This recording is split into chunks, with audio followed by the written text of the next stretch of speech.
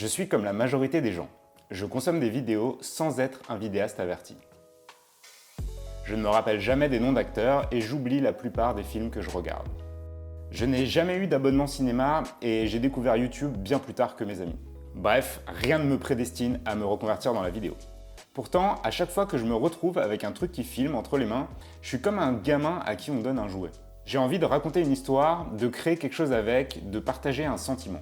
Alors, à 35 ans, quand j'ai réalisé que faire des vidéos était quelque chose qui m'intéressait vraiment, j'ai décidé d'y aller à fond. Je me suis donné 1 an pour vivre de mes créations vidéo et, si tout se passe bien, quitter le monde du salariat. Ce challenge, c'est un projet de vie, mais ce n'est pas celui d'une aventure entrepreneuriale à mes yeux. Enfin, pas uniquement. Pendant longtemps, j'ai associé entrepreneuriat avec réussite commerciale. Mon premier réflexe associé à l'entrepreneuriat, ça a toujours été de trouver un produit dont le monde a besoin. Des idées, j'en ai eu plein. Et devinez quoi, j'ai jamais gagné 1 euro en tant qu'entrepreneur. La réalité, c'est que je prenais le problème à l'envers. En fait, je n'ai jamais réussi à me projeter dans l'exécution de mes idées. Je ne sais pas si c'est un sentiment que vous partagez, mais c'est comme si à chaque fois que j'avais une nouvelle idée, monter un food truck, une start-up, un nouveau produit tech, c'est comme si moi, j'arrivais pas à me projeter dans l'exécution de cette idée sur le long terme. Comme on le dit en storytelling, il faut partir de la fin pour construire son histoire. Et j'ai donc décidé d'appliquer ce principe à la mienne.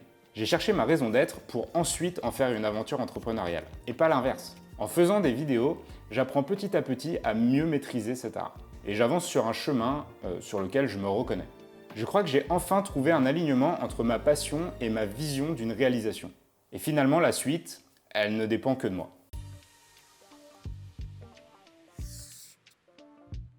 Il y a 1 an, mon intérêt pour la vidéo n'existait pas. Il y a 8 mois, je ne connaissais rien à la vidéo. Il y a 6 mois, je ne pensais pas avoir le courage un jour de publier quoi que ce soit sur YouTube. Il y a 3 mois, je n'imaginais pas que quelqu'un, un jour, me confierait son image pour réaliser une vidéo professionnelle.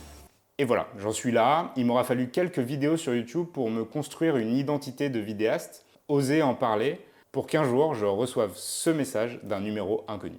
Mon premier projet vidéo professionnel est devenu une réalité grâce à la confiance de Maëlys, qui est la fondatrice de Lumos Coaching. Le hasard veut que sa méthode repose sur l'ikigai, donc niveau contenu, c'était trop bien parce que j'étais pas du tout perdu.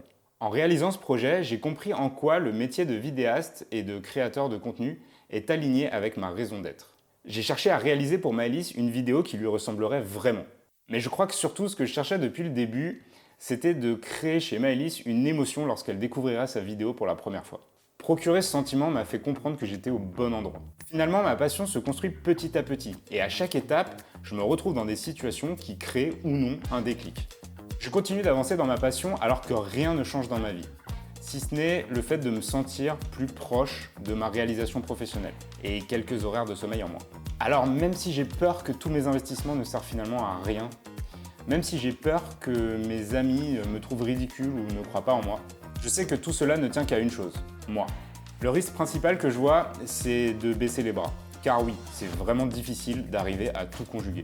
La différence, c'est que maintenant je sais à quoi me raccrocher. Si ce format t'a plu, n'hésite pas à me le dire en commentaire et nous on se retrouve très bientôt pour une prochaine vidéo.